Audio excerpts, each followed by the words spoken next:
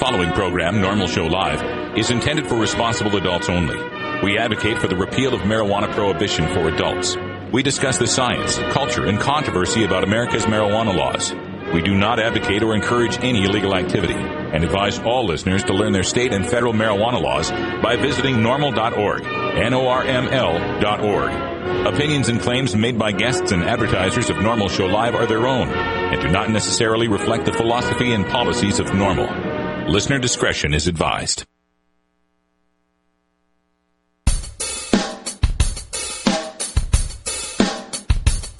You take a seed, you plant it, you grow it, you dry it, you roll it, you smoke it. You take a seed, you plant it, you grow it, you dry it, you roll it, you smoke it, and it goes down smooth. Hey! Spanning the continent to bring you the truth about cannabis and marijuana law reform. I smoke pot and I like it a lot. From the promise of legalization. And I think we need to rethink and decriminalize our marijuana laws. To the agony of prohibition.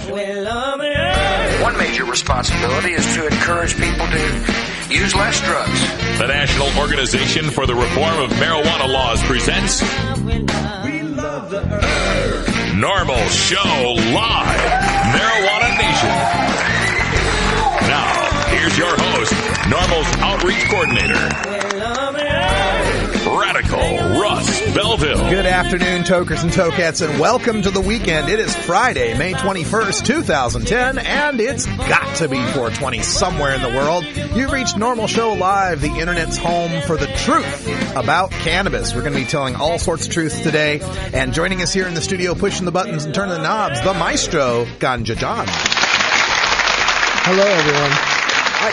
Top of the show, I got an email this morning from a listener, White Deer and Terry, and they take care of NORML Show Live. Oh, they do. At the expo down there, they gave you one of these essential vapes, and they accidentally sent me one when I ordered more vials for yours. When they found out who I was, they told me to keep it. That's fantastic. So, I love you guys. This is my favorite pipe in the world. This is an oil pipe that I will never get rid of. And big ups to Essential Technology. Check them out. EssentialVape.com is the website if you're interested. And we do heartily recommend the Essential Vape. Also joining us in our virtual studio in beautiful Astoria, Oregon, my good friend and half sister, Cannabis Carrie. Now you guys are all getting the hookups with the sponsors. I know, we got to do something for Cannabis Carry. So if anyone listening out there has something they want to hook up Cannabis Carry with, please send it to us at our shipping address. Send me an email at stash@normal.org. We'll get it to you, and we will use it first and then send it to Carrie. That's right. Cannabis Carry brings us our hemp headlines right after the first break. So Carrie, what's in the news today? Well, we just couldn't not talk about Mark Emery. So many people have emailed me videos and comments. So we're going to talk a little bit about that today. We're also going to go on the East Coast where there is a proposed medical marijuana modification bill. And our hemp headlines, we're going to look at some dispensaries, a surprising statement, and we're going to have a look back at Hemp History Week. All right, all that's coming up here in just a couple of minutes right here on NORML Show Live. Thanks, Carrie. We'll be right back to you. Also coming up on today's show, it's Rockin' Friday, so Eric Smokes Bud from Madison, Wisconsin brings us our latest song, No Cocaine from Slightly Stupid. I've also got some very special news about the upcoming Slightly Stupid Summer Legalize It tour, so stay tuned for that at 20 after the hour. At 30 after the hour, it's time for our Celeb Stoner Entertainment Report with Steve Bloom. He'll tell us everything that's going on in the world of music and film and television and sports with regard to cannabis. And at the bottom of the show, 45 after the hour, we'll speak with Philip Dowdy. He's the spokesperson for Sensible Washington. They're the proponents of the I-1068 initiative to legalize marijuana just north of me in Washington State. Also today, a very special show because we're going to go long. We're going to do a regular show for an hour. We'll take about a 5-minute break at 2 o'clock Pacific time. And then we've got a special feature where I'm going to go on an extended radical rant on a television report that was on our local news here in Portland, Oregon at 11 o'clock last night. I was up till 3 in the morning debunking this thing. I'm going to show you the report, and we're going to tear into it after the show. So you get extra Normal Show Live today. We'll also have that extra part in the replay loop as well, so if you missed the beginning of it, you'll be able to catch it. All that and more coming up here on Normal Show Live, the voice of the Marijuana Nation. Check out our blog at stash.normal.org and follow me at Twitter at Radical Russ.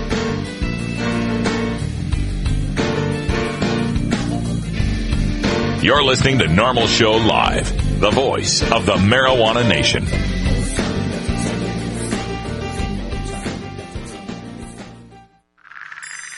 Hello, I'm Radical Russ Belville, Outreach Coordinator for NORML and host of Normal Show Live. Medical marijuana is legal in 14 states today, and I encourage you to visit marijuanadoctors.com to find a physician to help you obtain an authorization for medical marijuana in your state. In most medical marijuana states, patients qualify with a history of either severe chronic pain and or nausea, cancer, AIDS or HIV, glaucoma, seizure disorders like epilepsy, chronic muscle spasms such as multiple sclerosis, and other conditions which vary by state. Learn which conditions are covered in your state at marijuanadoctors.com. If you or someone you know has one of these conditions, marijuanadoctors.com will help you find a physician online or by phone to obtain a permit for medical marijuana. Marijuanadoctors.com is fully transparent and HIPAA compliant.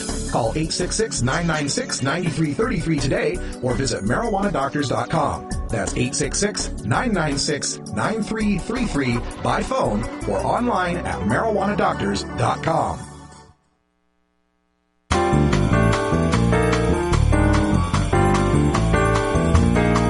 Medical marijuana, industrial hemp, consumer cannabis. It's time for this week's Normal News with Cannabis Carrie.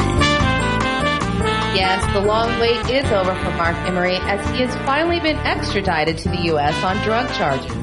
Mark was in U.S. District Court in Seattle for an initial appearance on Thursday. He's expected to plead guilty to charges that he distributed marijuana seeds to U.S. customers back when he was running a seed business in Canada. The DEA says that the seeds that Emery sold can be traced to grow operations across the country. Mark was indicted 5 years ago in the U.S. on charges of conspiracy to manufacture marijuana and conspiracy to engage in money laundering. Emery has paid taxes from his business to the Canadian government and has never been in fear of facing such charges in his home country. Activists have been putting pressure on Canadian authorities to block his transfer, but Canadian Justice Minister Rob Nicholson ultimately signed the extradition order. Emery is expected to plead guilty to one count of conspiracy to manufacture in exchange for a 5-year prison sentence, considered a break because he could have spent life behind bars because of the charges. Vivian McPeak, the founder and director of Seattle's HempFest, was among those who protested the incarceration of Emery outside of the Stewart Street Federal Courthouse, where Emery appeared yesterday. He points out the clear case of Emery being a political prisoner. Karen Tandy, the head of the DEA back in 2005 when Emery was first charged, acknowledged at the time that Emery had spent hundreds of thousands of dollars supporting marijuana legalization efforts in the United States and Canada, and then triumphantly declared that drug legalization lobbyists now have one less pot of money to rely on. McPeak quoted to the media on the scene, "To me, this is if America extradited someone to a country where they'd be executed for drugs." There will be a protest at the Henry M. Jackson Federal Building in Seattle this Saturday at 2 p.m., and also in 50 other cities that will be protesting his custody all over the U.S. and Canada, and as far away as Ireland and Thailand. For more information about the protest or a list of lawmakers you can contact about the issue, please visit cannabisculture.com for all your Emery information. Mark Emery is scheduled for a plea hearing on Monday afternoon while he remains in federal custody. Viv McPeak is absolutely right. This is a political prosecution. Make no mistake about it. There are plenty of companies and plenty of entrepreneurs who have been selling seeds in the United States from foreign countries, but they don't contribute tons and tons of money to reform organizations. They don't put out a magazine and a website that tell the truth about cannabis and the idiocy of prosecuting people for it. But Mark Emery does. So he had to be extradited here to the United States to serve 5 years prison, just to teach everyone a lesson that, if you get involved and try to changing these laws, no matter how much money you make, the federal government's going to come down on you. In my opinion, Sean's accidentally pushing buttons, guys. Sorry. I was just going to say, in my opinion, if George W. Bush could pardon Scooter Libby for his involvement in outing a CIA agent who worked on weapons of mass destruction during a time of a war on terror, certainly President Obama can pardon Mark Emery. No, I can't press it. Hey, this week in Rhode Island, lawmakers heard testimony on controversial House Bill 7275, which would modify Rhode Island's existing medical marijuana law. The bill would mandate that the cultivation and dispensing of medical marijuana would only be authorized by compassion centers. Patient and caregivers would no longer be allowed to grow their own medicine to circumvent costs. The program would seriously affect the current medical marijuana program and leave patients completely reliant on the state's 3 licensed dispensaries, none of which are even up and running at this point. It is unclear if the 3 proposed dispensaries would be able to handle the needs of the patients in Rhode Island, or even if they would be accessible to all patients in the state. The dispensaries would be private facilities and must be run as nonprofits, but there are no limits on the amount they would be able to charge for medical cannabis, leaving the state's most vulnerable to poverty, the disabled and sick citizens, unsure of the cost of medical cannabis if the measure passed. There are 2 items of note in House Bill 7275 which would be welcome: reciprocity with other states' medical marijuana programs, and this piece that should be included in any new medical marijuana laws. For the purpose of medical care, including organ transplants, a registered qualifying patient's authorized use of marijuana shall be considered the equivalent of the authorized use of any other medication used at the direction of a physician and shall not constitute the use of an illicit substance.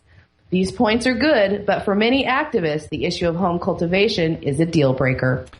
Actually, I do need to make a correction on that, Carrie. Those parts of the language that you just read are parts of the existing law now. Rhode Island already has reciprocity for other states and already protects patients who would be getting organ transplants from being discriminated against. So there is a 50 square mile space in the United States where organ transplant patients who use medical cannabis aren't discriminated against. But the main important thing that you mentioned is what's being added here, and that is this bill to take away the right of home grow, because after all, we've got dispensaries. Why do you need to be growing at home? It goes even further to say that patients wouldn't even be able to exchange with other patients for no consideration, thus locking them in to the state-run monopolies of dispensaries. I've long been arguing about this, that the longer we keep calling cannabis in the medical frame, the more likely our opponents are going to embrace that and say, oh yeah, okay, we agree that it's medical. Now let's start tightening it up like OxyContin. That's what I'm seeing happening here. And this is a pattern that has already been proven 5 different times in different states around this country. In New Jersey, they just passed the medical marijuana law that allows dispensaries and no home grow. There's an initiative right now in Arizona being sponsored by the Marijuana Policy Project that has dispensaries and does not allow home grow if you live within 25 miles of one. And the representative for MPP said that it was so the dispensaries could be viable, because you know how tough it is for people who sell marijuana to stay in business. In Minnesota, House File 292 was vetoed when it reached the governor's desk. It allowed for dispensaries, but no home grow, and limited medical marijuana only to terminal patients. I mean, seriously, this bill wouldn't have allowed chemo patients that have cancer to get medical marijuana because they're not terminal. New Hampshire's House Bill 0648, it was vetoed at the governor's desk. It allowed for dispensaries and no home grow. And now in Rhode Island, House Bill 7275 heard now, restricting all growing to the existing dispensaries and not allowing patients to exchange medicine for no consideration. So keep this in mind. Dispensaries are a good thing. We want patients to have access, but we can never give up the right to home grow. Keith Stropp wrote it perfectly up at the NORML website in emphasizing the right to home grow, that if we do not keep this right, we have no protection against corporations or governments failing to meet our needs because they give us excessively expensive, too heavily taxed or inferior quality marijuana. This is the only way to guarantee that patients and marijuana users in general will not be exploited. So keep this in mind. Dispensaries are a good thing, but remember that the blowback you're going to get from legislators is they're going to say, well, if you got dispensaries, you don't need home grow. This is also a fact. Here in the state of Oregon, I have 2 different quotes from 2 different news sources. One comes from the Portland Tribune in April where Mark McDonnell, the senior deputy district attorney in Multnomah County, said, quote, "If you have dispensaries, there's no reason to allow individual growers," end quote.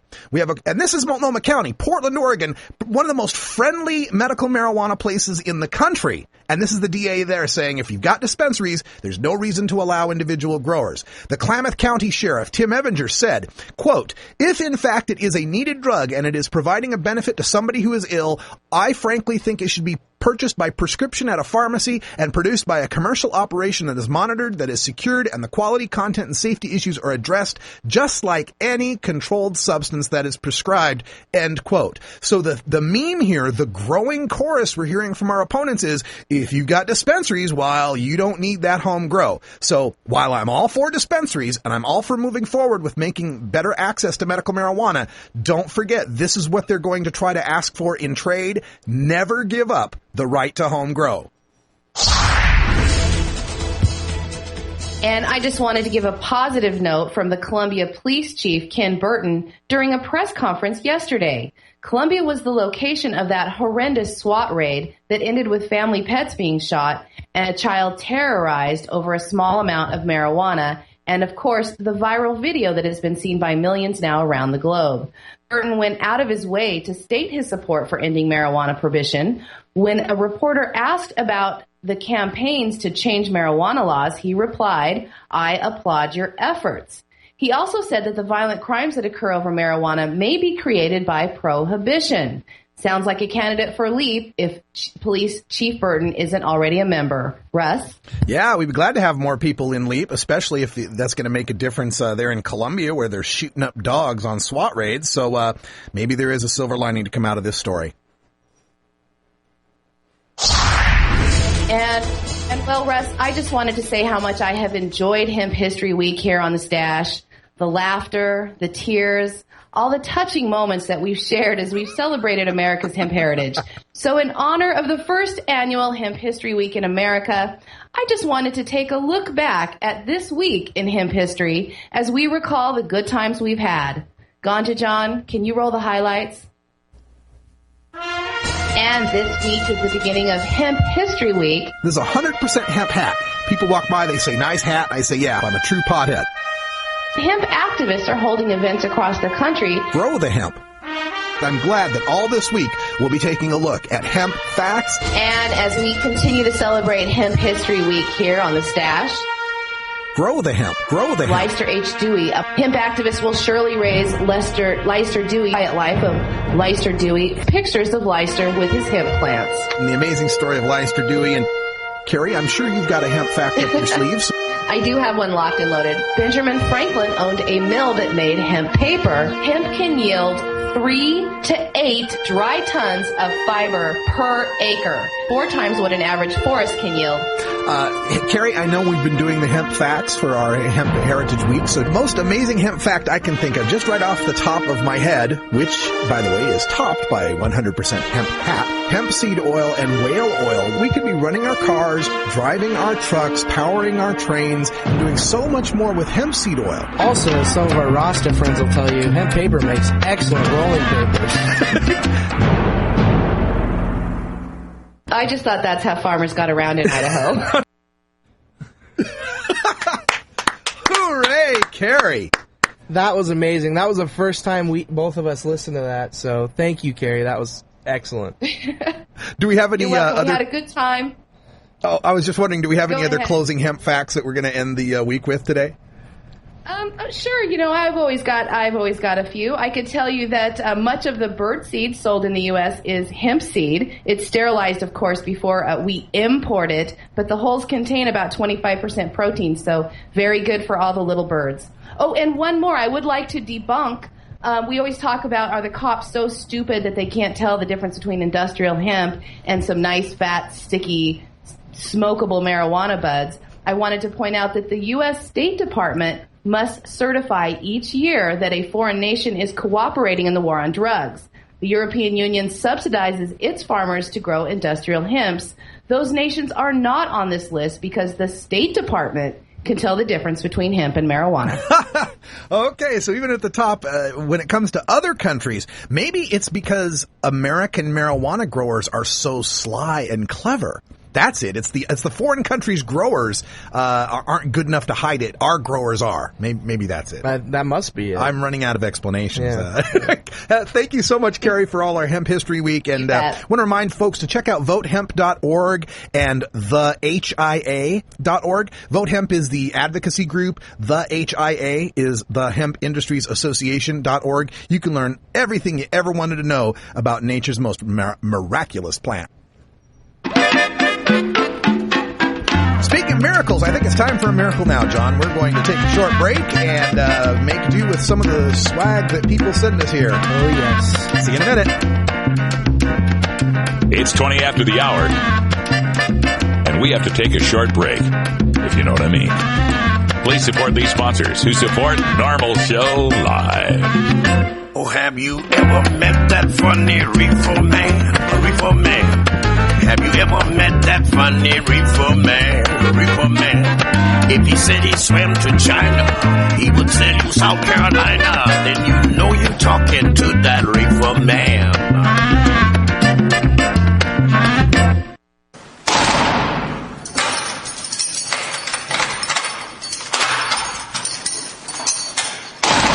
Law420.com. Hello, I'm Russ Belville, Outreach Coordinator for NORML. In my job, I read literally hundreds of headlines each month involving nonviolent, productive citizens whose lives are ripped apart by a marijuana or drug arrest. Many citizens could avoid arrest by refusing police searches and remaining silent, but police are well trained to confuse and intimidate. That's why you have a right to speak to an attorney before answering any police questions. I hope you never need to exercise that right, but if you do, make your first call to the law offices of John C. Lucy IV. John Lucy is an accomplished criminal defense attorney with expertise in Oregon's medical marijuana law. John Lucy understands and respects cannabis and drug consumers of all backgrounds. Call John C. Lucy IV at 503-227-6000 or visit in downtown Portland. Address available at law420.com. That's John C. Lucy IV at 503-227-6000 or visit law420.com today. High as a kite, everybody! This drug in front of me is what they call marijuana. If we had a dime for every dime bag bought in America, marijuana would be legal by now. Donate to NORML at NORML.org and support NORML Show Live. I'm going to light. Roll a big fatty.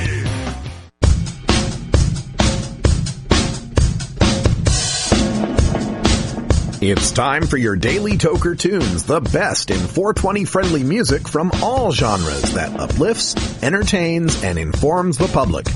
Our pod-safe music is donated by freedom-loving musicians who support our goal of ending adult marijuana prohibition. Today we take you into the weekend with Rockin' Friday, our segment featuring the best rock, metal, punk, and jam band music.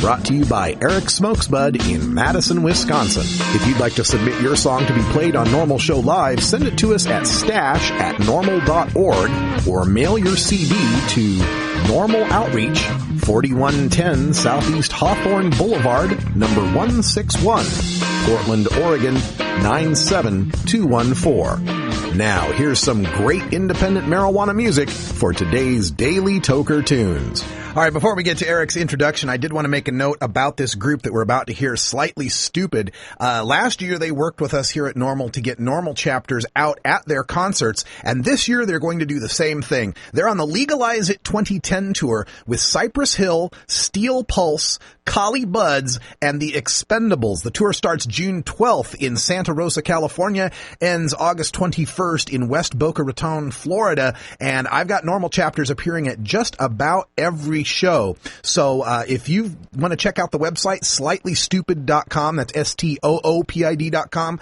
you can see the concerts that are listed, and if you'd like to get involved with the NORML chapter that will be tabling there and getting 4 free tickets to see the show, just send me an email at stash@norml.org. Hi, Stashers. Here is Eric Smokesbud with the Rockin' Friday Toker Tunes.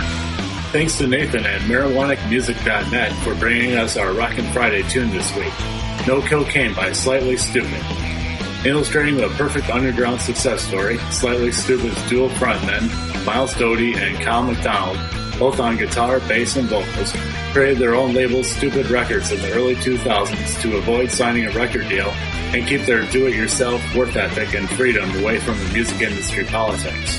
The West Coast dub rock pioneers later recruited musicians Ryan Rimo Moran on drums and Ogre O.G. Ocamp on percussion, harp, and vocals from the B-side players, as well as C-Money on trumpet and keyboard and Della on saxophone from the band John Brown's Body, thereby solidifying their onstage lineup. Slightly Stupid has built a large and loyal fan base and has soared to one of the most successful independent artists of this decade. The buzz surrounding this group continues to increase with each successive release.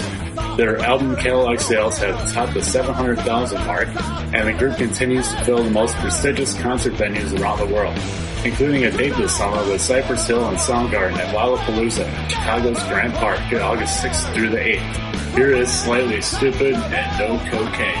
Have a great weekend, Tokers.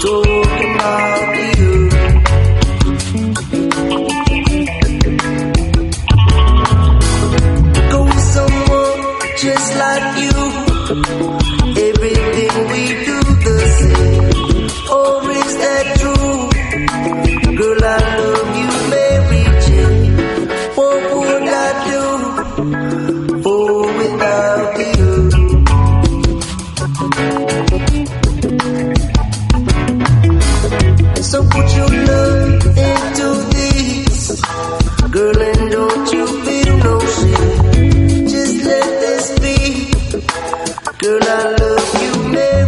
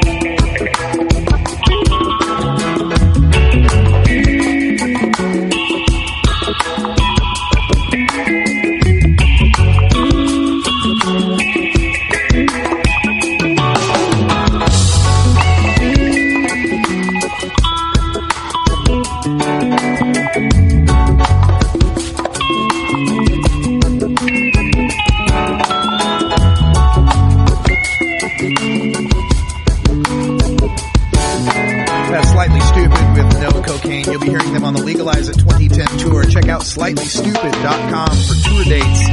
And thanks to the guys at Slightly Stupid for getting in touch with me to coordinate with NORML and spread the growing truth about cannabis to your young audience. We really appreciate that. And if you want to get involved, send me an email at stash@normal.org. And again, thanks to Eric Smokesbud for the great tune. It only comes twice a day, but I don't care.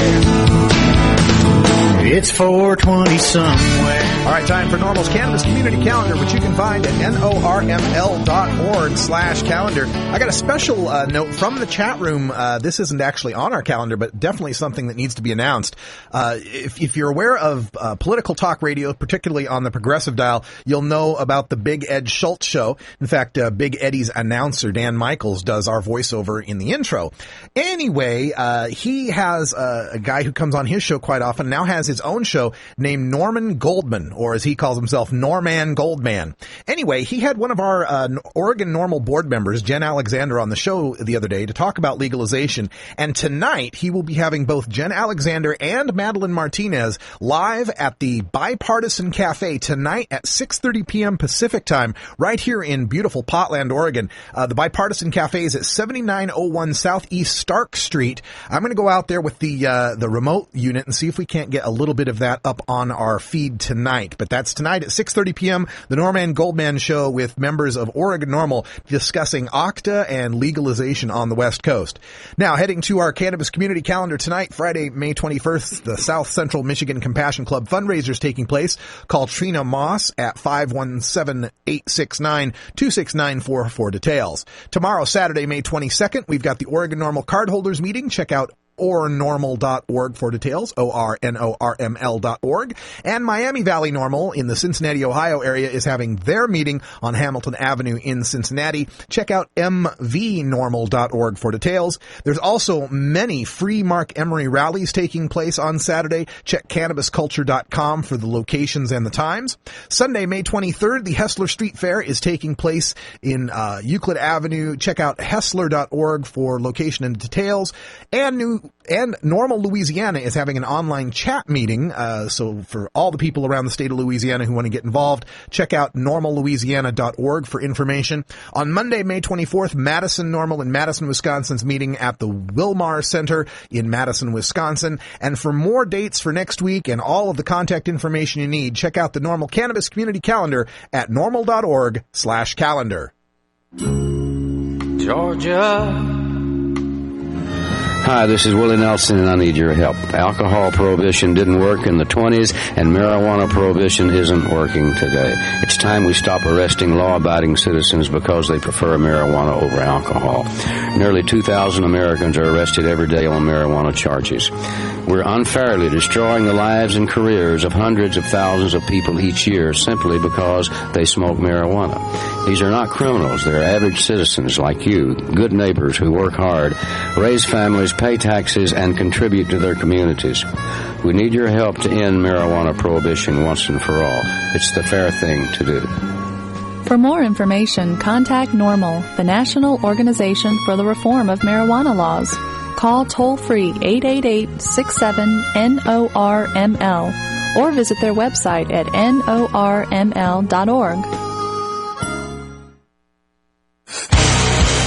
Starfish Designs, makers of the original Gandalf. I'm Radical Russ, and when I want to relax, I always have my 17-inch long original Gandalf from Starfish Designs nearby.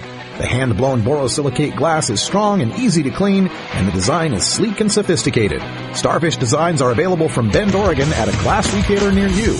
For locations, call 541-788-GLASS. That's 541-788-4527. Everyone move. When it gets to start nice. Marijuana culture is infused throughout America and the world. As we round out the week, we take a look at the 420 phenomenon in movies, TV, music, and sports with former High Times editor and author of Pot Culture, Steve Bloom, in our CelebStoner.com entertainment news. All right, time to go back to the East Coast and visit with our friend Steve Bloom from Celeb Stoner. Steve, welcome back to the show. Hey, Russ, how are you? I'm doing great. I'm just perusing your site here, and of course, I see you've got Mark Emery in the top news, and we talked a whole bunch about that. I'm hoping we can get to some better news for our cannabis consumers out there. Some stuff we could talk about. You've got book reviews and music and sports going on. What would you like to bring up for our entertainment report today? I don't know, Russ. It's up to you. Oh, okay. Well, I put it back at you. I don't know. I don't have anything special on my agenda today. It's just whatever you want to talk about. You got it, man. Well, I always like the music reports that you've got up here because you're always on the pulse of the latest new music. And I noticed Snoop Dogg's got new music coming out, and just wondering if you've heard anything about him touring this summer. I don't know about Snoop Dogg's tour this summer. Last summer he was out with Slightly Stupid, and this year they have Cypress Hill, and it's great news to hear that they're going to be involved with NORML as they tour around this country starting next month. What we have posted up right now, the latest high tune is Snoop Dogg's That Tree, which is kind of a double entendre when Snoop Dogg in his, referring to a tree, which, it can be marijuana and sort of hip-hop slang, and there's several references in the song. I need a blunt with stuff in, blaze that shit right now. And what's interesting is that his partner in this particular track is Kid Cudi, who is the latest top celeb stoner to be voted by the readers of the site. So, Kid Cudi doesn't have that much credentials in the area of being a top celeb stoner, but the readers really like him, and he has, acknowledged his marijuana use in public and at high times, and so Snoop and Cudi have done a nice collaboration. So I do enjoy that song. We've been also posting a lot of compilation classics over the last several months. Posted one by Sublime recently, which is their version of Legalize It from the first compilation. It was kind of a tribute to Sublime being back out on tour, obviously with the new front man, Rome. So it's now Sublime with Rome, and they've been touring around with the band, the Dirty Heads.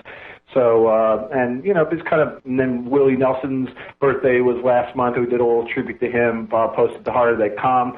Cottonmouth Kings have a new album out. We've posted Stomp and the Rampage medley, which is one of their best. And of course, Cypress Hill's new album, Rise Up. So those are sort of the top 5 in the high tunes that we've posted lately. Yeah, and you and I both had a good time back down there at the Dr. Green Thumb Tommy Chong Spring Gathering down there in San Bernardino. Be Real was he was real, man. He was real cool, as a matter of fact, talking to all the people there. Give me your impression of what it was like, doing that panel. You're up there sitting there between Be Real and Tommy Chong. You got Rory from Revolution, Angelo Moore from Fishbone. It looked like you're really enjoying yourself. Well, that was certainly a highlight. That was the 4th panel of the day, and we saved the best for last. And interestingly, Tommy Chong was supposed to be on the first panel at 1:30, and that was probably a big mistake to think he would get there that early. But they said, hey, no problem. And so Tommy was our missing panelist from the beginning, and it was like, Tommy's not here, man. But Tommy showed up later, and it was a repeat of what we had done back in October at the Smoke Up. That wasn't really the intention. I thought, let's do something different and mix it up and not have B Real and Tommy on the same panel again. But that's the way it worked out, and it turned into a stellar panel with a kind of standing room only crowd. It was the biggest crowd of the day in the panel expo building. So that was very exciting. Tommy Chong, you throw anything to Tommy, you're going to get some interesting commentaries and jokes and stuff like that, and kind of set him up a little bit on certain questions. But you never know quite what's going to come out of his mouth unless he breaks into like standard routines. So, people like him and Ed Rosenthal, yourself, Be Real, it was a real kick to have all of you on the panel because everybody's, so opinionated and pretty much anything that comes out of all of your mouths is really significant. So having Ed on the panel, the cultivation panel, which is great, just to basically, just to throw general things at Ed, and anything Ed would say would just be these, deep words of wisdom that you just kind of sit there and just wait for. Like, what is he going to say about nutrients? Yeah. What is he going to say about his, hydro versus dirt, or whatever it is, basic grow questions that everybody's always asking. Indica, sativa, whatever. So it was a lot of fun to just be in the middle of that. The panels that were more controversial were the panels regarding taxing cannabis in California, which there seemed to be a little bit of a debate on the panel. You were on that panel, and the later panel, the one about the controversies about dispensaries in the Los Angeles area. That week they had issued warnings to a lot of different dispensaries. Russ, I just got a little beep on this phone, so I'm a little worried that for some reason I'm having battery problems. So if you lose me, I'm sorry. Okay, man, that's cool. We're wrapping up pretty soon anyway, but thanks for the warning. Another thing that I always follow from Celeb Stoner that, sometimes it pops up on ESPN, but most often it doesn't, is the coverage of athletes either getting busted or the athletes who have been busted doing well. And I don't follow baseball real closely, but you do, and you've been keeping a watch on Tim Lincecum, the 2-time Cy Young Award winner. Apparently he's doing really well. Well, I guess it was the curse of Celeb Stoner, because yesterday he didn't lose, but he didn't win. He had a lead in the game and let up 5 runs. It was sort of uncharacteristic for him, who has been 5-0 this year for the Giants and pitching very well. Probably doesn't have the best record of all pitchers in baseball right now, but he's still the odds-on a candidate for winning 3 Cy Youngs in a row, which would be pretty amazing. Lincecum's kind of unbelievable. He's only 170 pounds, yet he leads the league in strikeouts. Where does he get it all? It's unclear. Maybe it's his marijuana smoking. Lincecum got busted for potting back in October, just driving through Washington State. Pretty close to where you guys are, just north of Portland. And he just got flagged over, in a car, stop, and of course the usual kind of thing where they smelled marijuana presumably, and ended up searching and finding a little bit. He ended up paying a fine, so he's now on our kind of list to watch. We just want to follow, just like we follow Phelps, and like we were following Santonio Holmes, who got traded to the Jets, or following Josh Howard, the basketball player who got traded to Washington, who said a couple of years ago that most players smoke in the off season. It's kind of like what Lincecum was doing. He was smoking in the off season. Is he smoking during the season? Probably not, because they're under threat of drug testing, and they got to be careful, and they could be suspended and all kinds of stuff like that. So we're just following him. This week there also was a marijuana bust in the professional basketball. An NBA player, Wilson Chandler, a New York Knicks player here in New York, was arrested.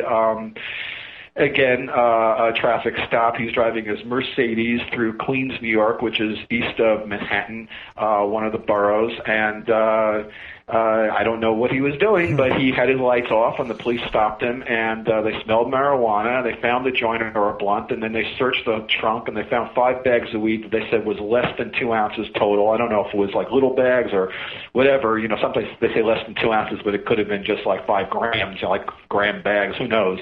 So who knows what it was? But it's the first marijuana arrest of an NBA player in a year. So they've kind of kept the players kind of under wraps. In the 90s, a lot of the players were getting arrested a lot, Allen Iverson and people like that, and then that kind of toned down. So there's about 1 a year. So this is the one, usually off season. Once again, this guy who had a groin injury missed the last month of the season. It was a 15-point per game score for the Knicks. Is one of the few Knicks who are under contract and probably will be back next year with whoever is going to be with the Knicks, hopefully LeBron James or whoever the Knicks brain trust are going to try and import as a free agent.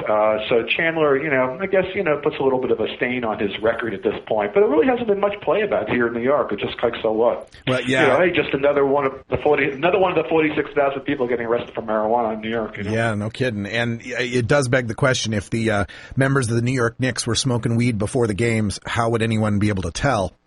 But and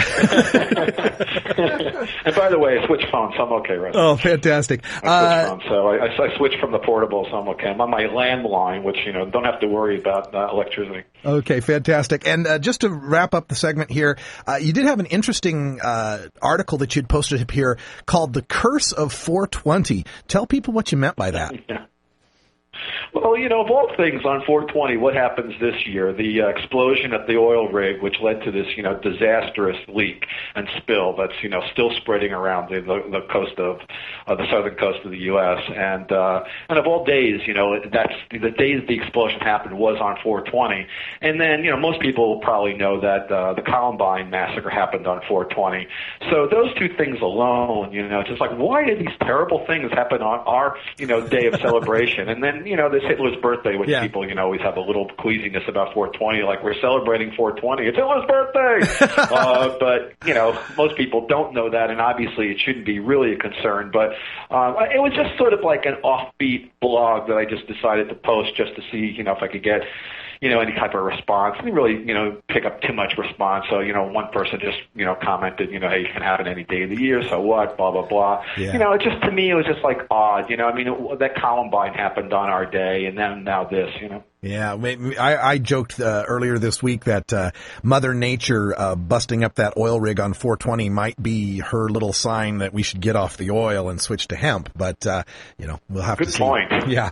Well, Steve Blum from celebstoner.com. It's the web's #1 site for celebrity entertainment news with regards to the world of cannabis and those who enjoy it. Check it out. Get on the web. Check it out. Also get your copy of Pot Culture, the A to Z Guide to Stoner Language and Life, co-written by Steve Blum, who joins us on the first and third Fridays of every month. Thanks a lot for being here, Steve. That's right. All right. Thank you very much, Russ.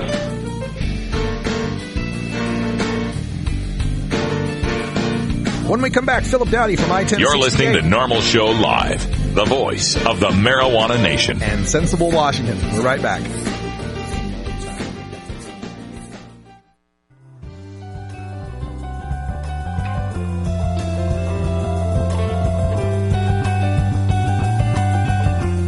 NORML, unlike any other marijuana or drug law reform organization, is built from the ground up by grassroots activists who are peaceably assembling to petition our government for a redress of our grievances, specifically regarding our inalienable right to the pursuit of happiness through the use of cannabis for medical, social, or personal reasons. We are the Marijuana Smokers Lobby, and we aren't just anti-prohibition, we are pro-marijuana. Every week we take some time to talk to the citizens in local NORML chapters across the country and around the world, as well as others who are working to make a difference in the fight to end adult marijuana prohibition. In this segment we call Grassroots Activism.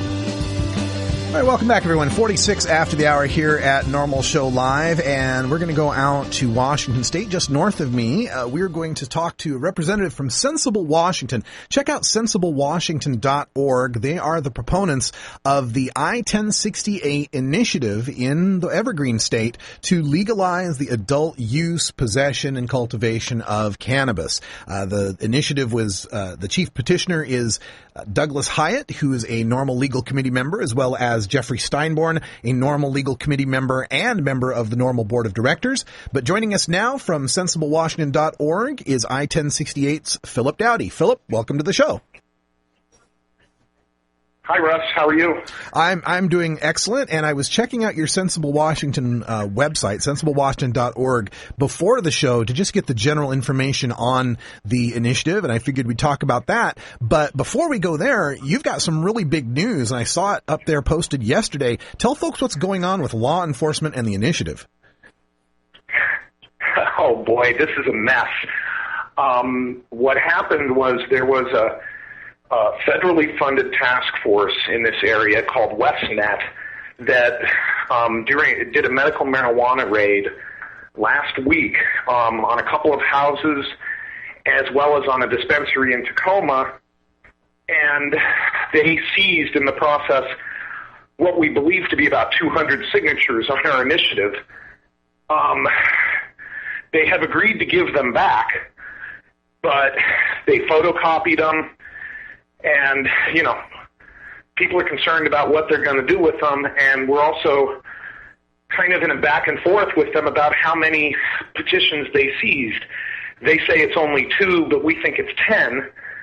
And so there's a lot of interesting back and forth going on, shall we say. So they're seizing these petitions here in a criminal investigation of dispensaries as evidence of what? Democracy?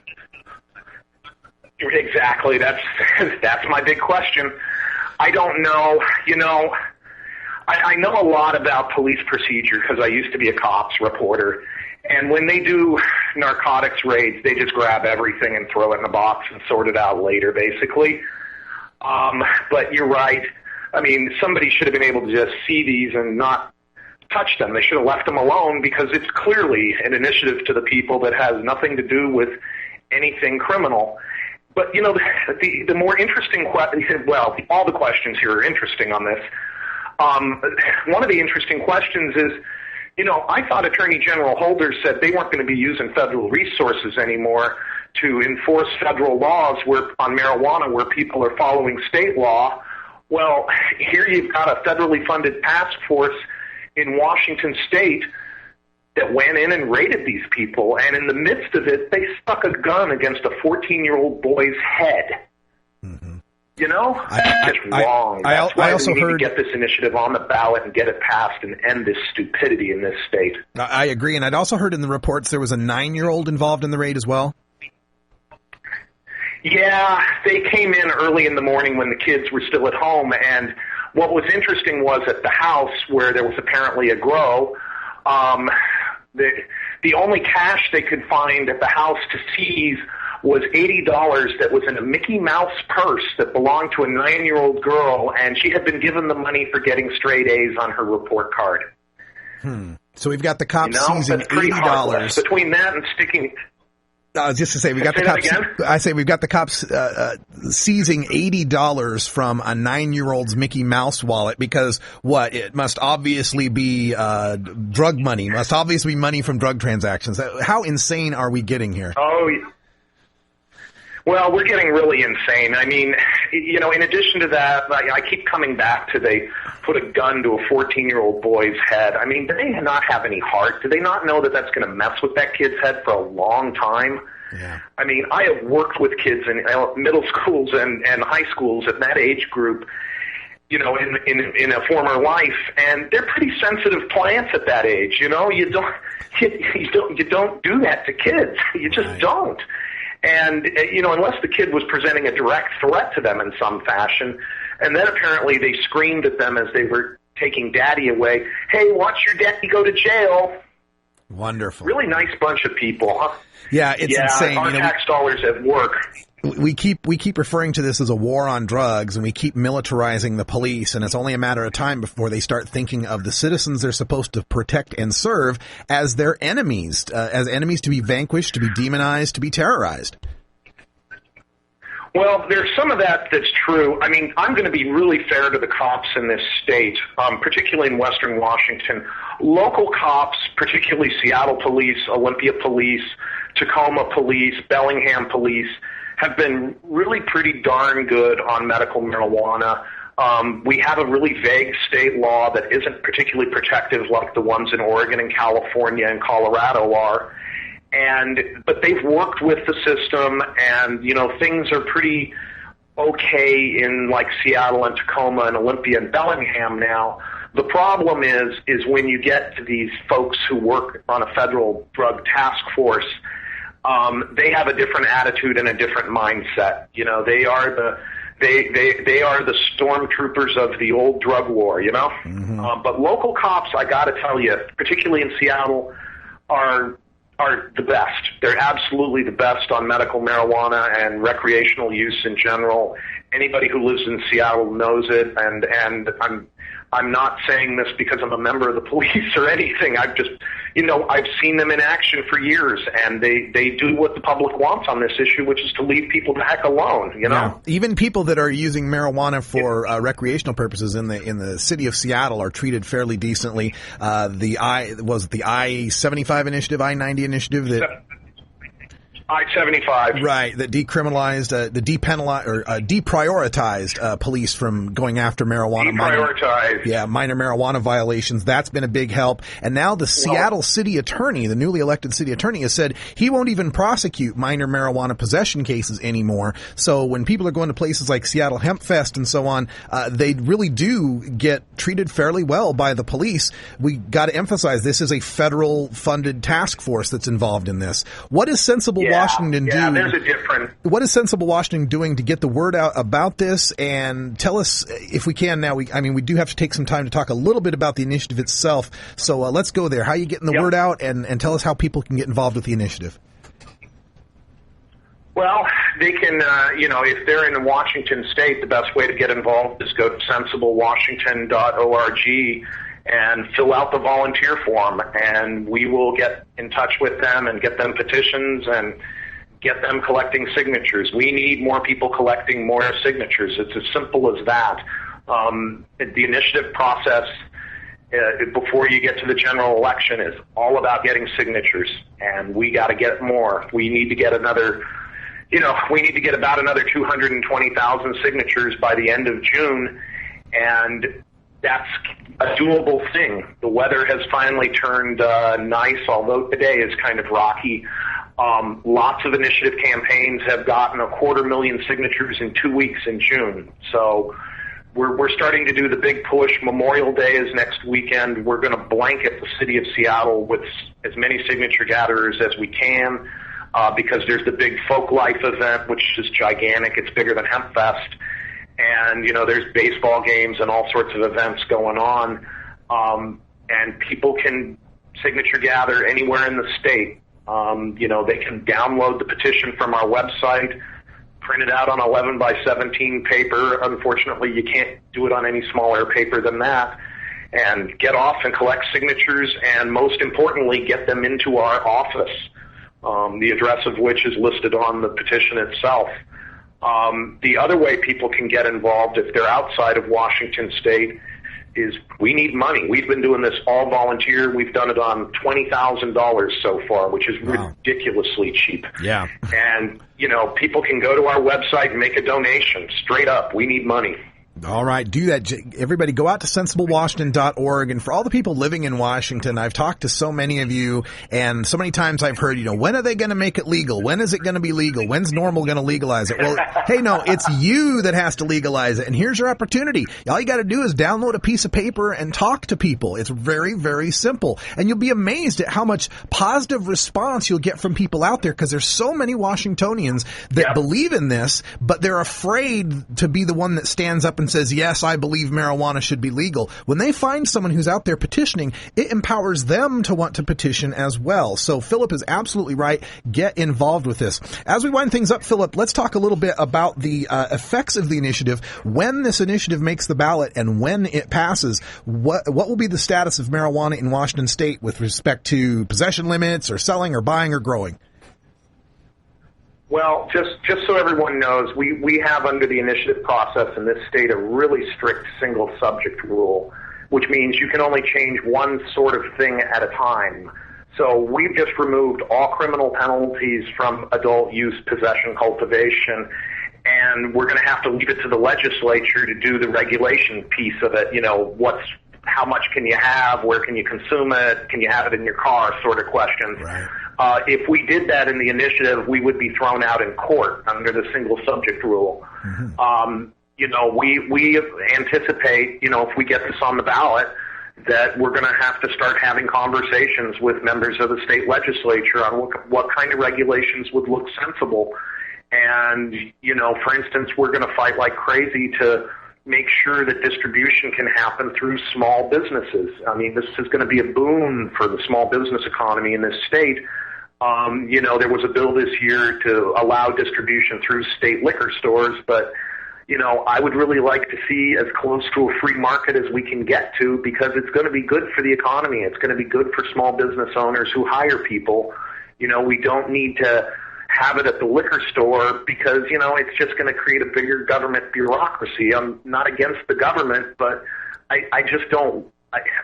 I think given the government's relationship with cannabis over the last 73 years, I don't want to go to a government store to buy it. You know what I mean? Yeah, that's a very good point. Well, Philip Dowdy from sensiblewashington.org, I encourage everyone to check it out, get involved with the I-1068 legalization. And again, is there an email address if they want to contact you directly, Philip? If they want to contact anybody with the campaign, the email to use is sensiblewashington@gmail.com. And we use Gmail because it's got the greatest spam filter in human history. And it's free. And it's free. And if they email us at sensiblewashington@gmail.com, it'll get sent to the appropriate person. And we'd love to hear from the public. The big push is on. All right. And we need to get this done. Thank you so much, Philip Dowdy from sensiblewashington.org, for joining us. Coming up next after the show, I'm going to be doing some radical rant on Anna Song and K2 News and their expose of undercover medical marijuana investigation. You'll want to stay tuned for this one. We'll record that as well. Replays coming up at 3, 5, 7, and 9. And as always, you can download the show from our Stash blog at stash.normal.org. For the NORML Foundation, I'm Radical Russ Belville, for Ganja John, and for Cannabis Carrie. Thanks for tuning in this week. We'll be back next week, and we're back in about 5 minutes with the after show. Until next time, take care of each other, tokers.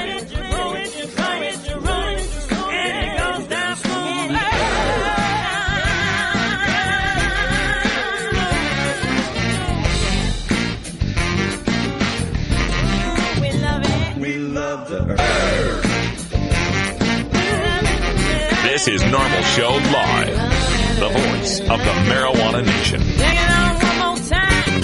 You take a seed, you plant it, you grow it, you dry it, you roll it, you smoke it. You take a seed, you plant it, you grow it, you dry it, you roll it, you smoke it. You take a seed, you plant it, you grow it, you dry it, you roll it, you smoke it, and it goes down smooth.